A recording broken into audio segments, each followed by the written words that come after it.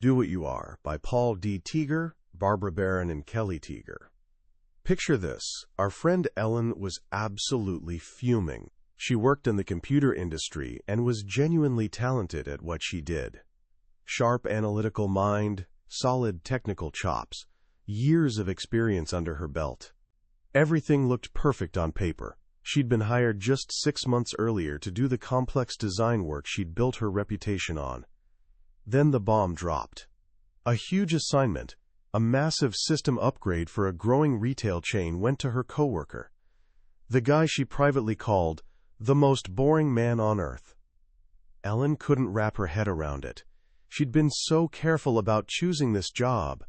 After bouncing through several unfulfilling positions, she was convinced this was finally the one. People liked her. The work challenged her. So, where did it all go sideways?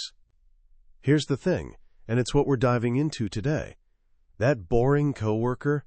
He was perfectly happy working long hours in quiet isolation, methodically grinding through the work.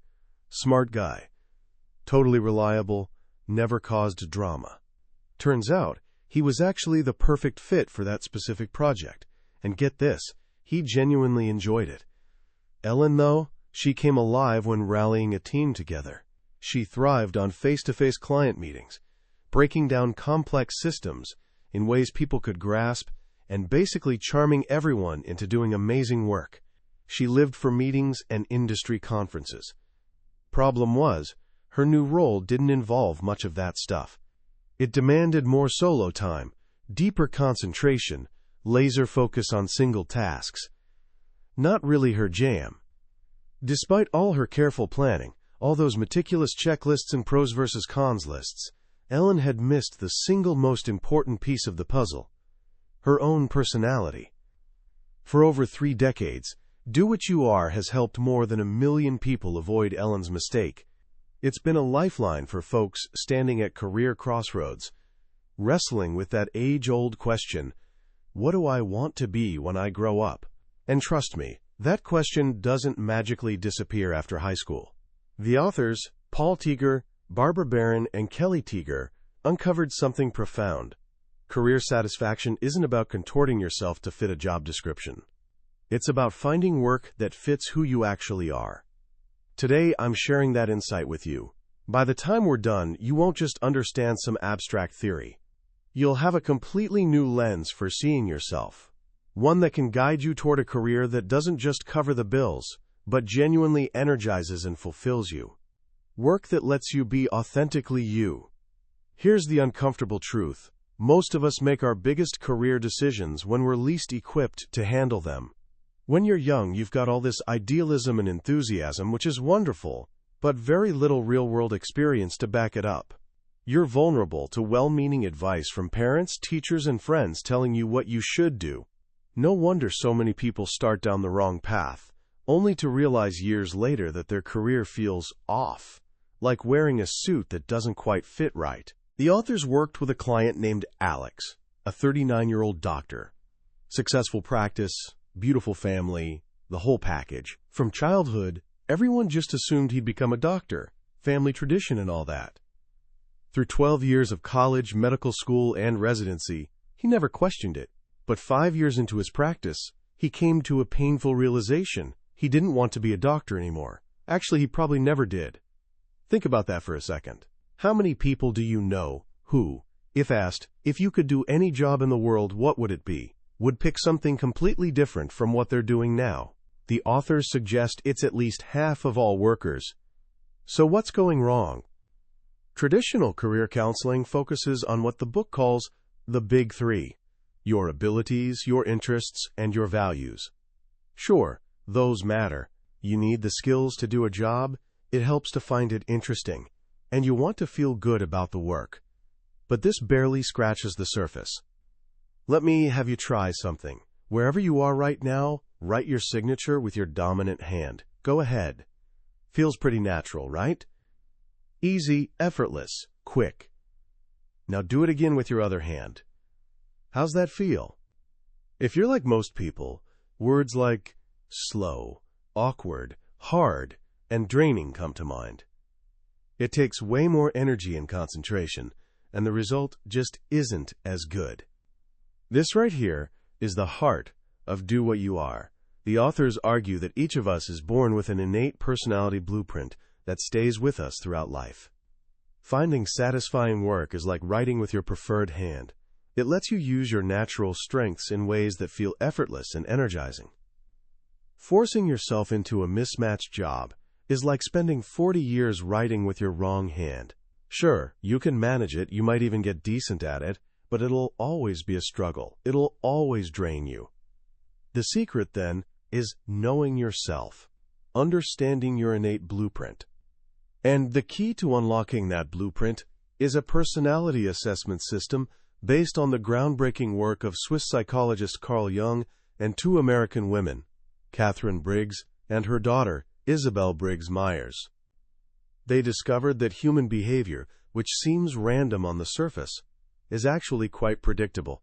They identified 16 distinct personality types, and every single one of us fits into one of them. This isn't about cramming people into boxes. It's about giving them a map. It's recognizing that all types are equally valuable. There's no better or worse. But each type is motivated differently, energized by different activities, and finds satisfaction in different ways. So how do you discover your type? The system is built on 4 fundamental dimensions of personality. Think of each as a spectrum with 2 opposite preferences at either end. You use both sides in daily life, but you have a natural, inborn preference for one over the other. Let's walk through them. The first dimension is about where you direct your energy. It's the difference between extroversion and introversion. Now, this goes way deeper than just talkative or shy. Extroverts direct their energy and attention outward, toward people and things. Social interaction energizes them. After a long day, an extrovert might want to meet up with friends to recharge. They think out loud. In fact, they often need to talk to figure out what they're thinking. The book jokes that if you don't know what an extrovert is thinking, you just haven't been listening. Introverts, on the other hand, direct their energy inward toward ideas and thoughts. Alone time energizes them. After that same draining day, an introvert needs quiet solitude to recharge their batteries. They think things through internally before speaking. They bake their ideas inside their minds, only presenting them when they're fully formed.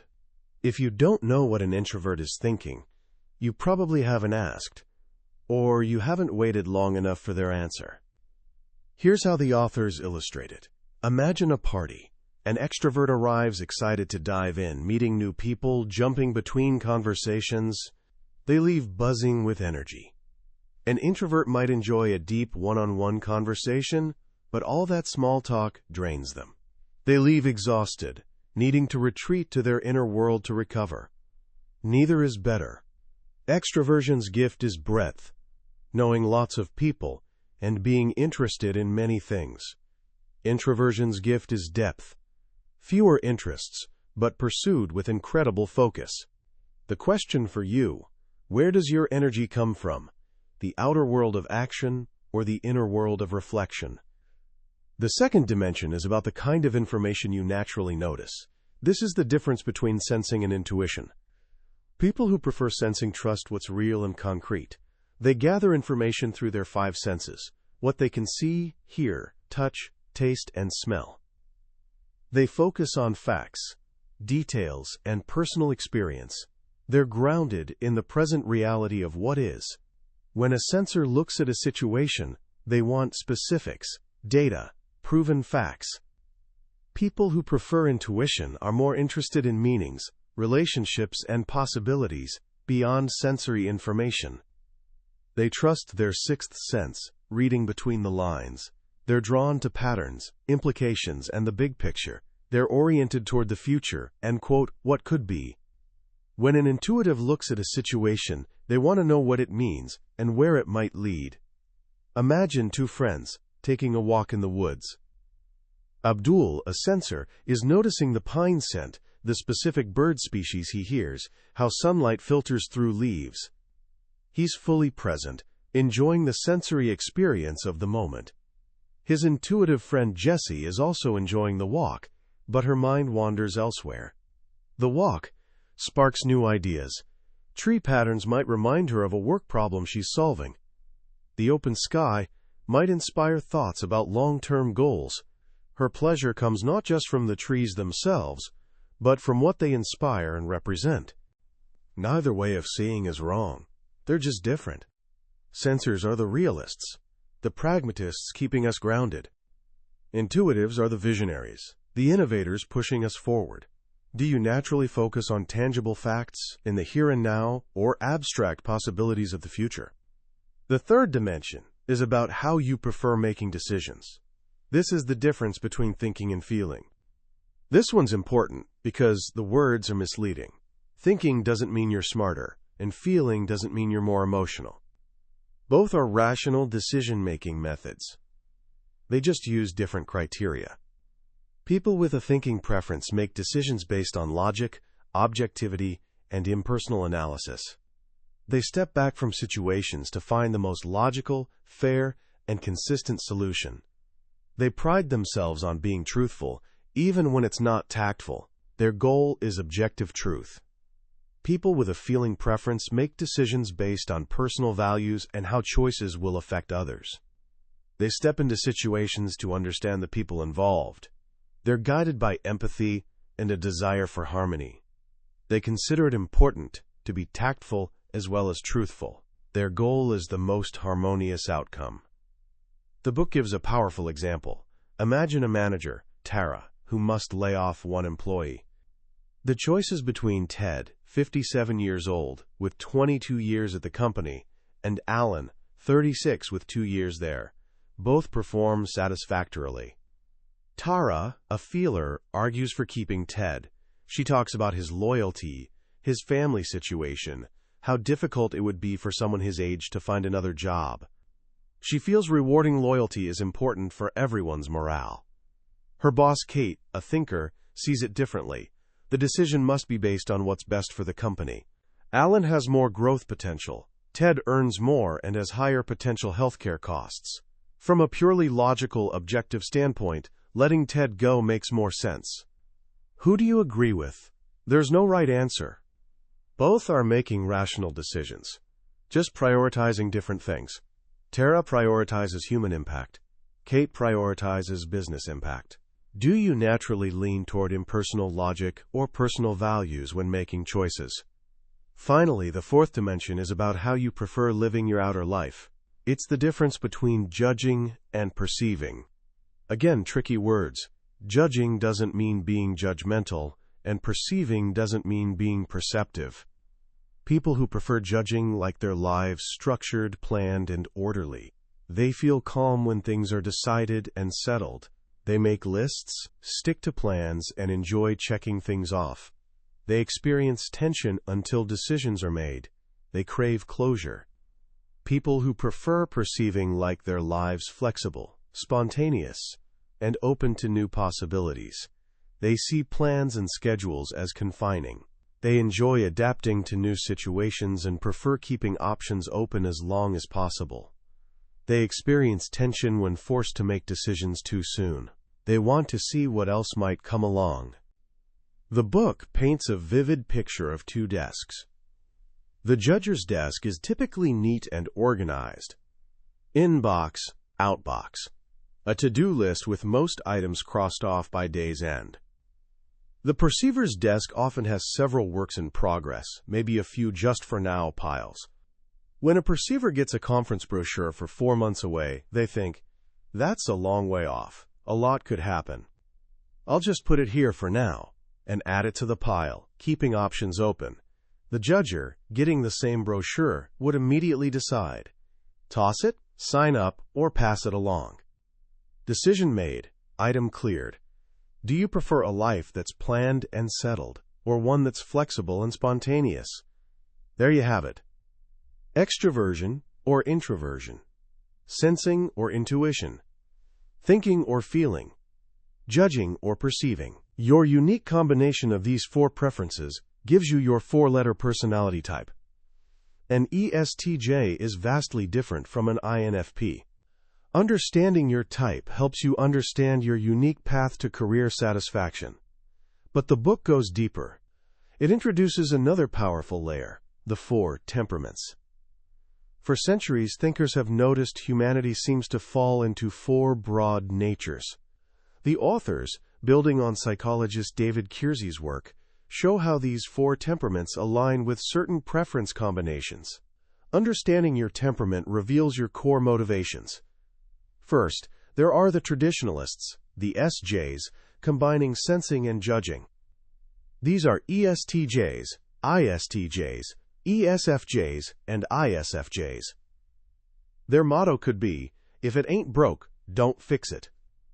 They're society's pillars, driven by a deep need to belong, serve, and do the right thing. They value stability, order, and responsibility. They're the dependable guardians of our institutions. Think of a police officer motivated by protecting and serving the community, enforcing rules and maintaining order. That's often a traditionalist's heart. Next are the experiencers, the SPs, combining sensing and perceiving. These are ESTPs, ISTPs, ESFPs, and ISFPs. Their motto, "Life is for living." They're the most adventurous temperament, driven by action, impulse, and the present moment. They value freedom and spontaneity and excel at responding to crises. They're risk-takers, artisans, performers. Think of a police officer drawn to the job for the excitement, unpredictability, even the danger, the thrill of being in the action. That's an experiencer's heart. Third, we have the idealists, the NFs, combining intuition and feeling. These are ENFJs, INFJs, ENFPs, and INFPs. Their motto might be, "To thine own self be true." They're on a perpetual search for meaning and authenticity, focused on human potential, and gifted at helping others grow. They're counselors, teachers, artists, catalysts for positive change. In that same police force, the idealist is often in human resources or community outreach, building bridges and helping people. Finally, there are the conceptualizers, the NTs, combining intuition and thinking. These are ENTJs, INTJs, ENTPs, and INTPs. Their motto, "Be excellent in all things." They're driven to acquire knowledge and competence. They're the most independent temperament, setting incredibly high standards for themselves and others. They're strategic thinkers, architects of change, innovators. On that police force, the conceptualizer is often in upper management, tackling complex problems and designing long-range strategic plans. Do you see yourself in one of these families? Are you a dutiful traditionalist, adventurous experiencer, meaning-seeking idealist, or competence-driven conceptualizer? Understanding your temperament reveals the why behind your actions. But there's one final, crucial piece. The book calls it the formula for career satisfaction, and it has 3 parts. We've discussed temperament. The second part is your hierarchy of functions, and the third is type development. Let's start with the hierarchy. The authors use a brilliant analogy. Think of your personality like a family of 4 on a car trip. In the driver's seat is your dominant function. This is your superpower, the strongest and most natural part of your personality, the captain of the ship. In the passenger seat, navigating, is your auxiliary function. This is your second in command, providing balance and support. In the back seat are 2 kids. The older child, maybe about 10, is your third function. The baby is your fourth function, also called the inferior function. It's your weakest, most undeveloped part. A healthy, well-functioning personality is like a car where the 2 adults are in charge up front. You feel confident, competent, and energized. But under extreme stress, or when forced into unsuitable situations, it's like the kids have climbed over the seat and grabbed the wheel. The results are, predictably, disastrous. Your dominant function is your greatest strength. If you're a dominant sensor, your superpower is handling facts and details. If you're a dominant intuitive, it's seeing possibilities and patterns. If you're a dominant thinker, it's logical analysis. If you're a dominant feeler, It's understanding people and values. The key to satisfying work is finding a job that lets you spend most of your day driving the car, using your dominant function. At the same time, you want to avoid jobs forcing you to rely too heavily on that baby in the back seat, your fourth function. For a dominant thinker, whose fourth function is feeling, a job requiring constant emotional support for others will be incredibly draining. For a dominant intuitive, whose fourth function is sensing, a job involving repetitive, detail-oriented tasks will feel like torture. This brings us to the final ingredient, type development. You're not the same person at 40 as you were at 20. While your core personality type doesn't change, you do grow and mature. The book suggests this happens in predictable stages. From about age 6 to 12, you're developing your driver, that dominant function. From 12 to 25, you bring the navigator, your auxiliary function, on board. This is when your personality really solidifies. But then something interesting happens, often around midlife. You start developing that older child in the back seat, your third function. This is what people often call a midlife crisis, but the authors reframe it as a midlife reevaluation. It's a natural pull toward becoming more whole and well-rounded. A hard-charging, logical thinker might suddenly become more interested in personal relationships and their own feelings as their feeling function develops. A practical, down-to-earth sensor might get curious about spirituality or life's deeper meaning as their intuition emerges. Later in life, after 50, you even start developing that baby in the back seat, your fourth function. It'll never be your strength, but you gain more access to it. You become more balanced. What this means for your career is profound. A job that was perfect at 25, relying entirely on your dominant and auxiliary functions, might start feeling unsatisfying at 45. You may feel pulled toward work that lets you express this newly developing part of yourself. This doesn't mean you're in the wrong field, just that your needs are evolving. You might need to shift roles within that field, start a new hobby, or find volunteer opportunities that exercise this new muscle.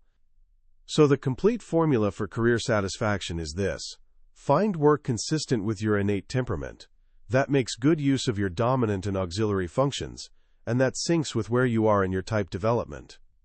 When you put all these pieces together, you get a remarkably clear picture. The book then applies this entire framework to each of the 16 personality types, offering profiles of real people and their stories of finding satisfying careers. It gives you lists of popular occupations, specific job hunting strategies tailored to your strengths, and advice on avoiding your natural blind spots. It's a comprehensive, personalized roadmap, not about being told what to do, but being given tools to understand who you are so you can discover for yourself the work you were meant to do. It's a journey starting with a simple yet powerful revelation. The most fulfilling work you'll ever do is work that allows you, simply, to be yourself. As we wrap up our journey through Do What You Are, it's worth pausing to reflect on what we've uncovered. In a world constantly telling you to be more, do more, change yourself to fit in, this book offers a radically different message. It says the path to a happy and successful life, especially in your career, isn't about transformation. It's about recognition. It's about accepting and embracing who you already are.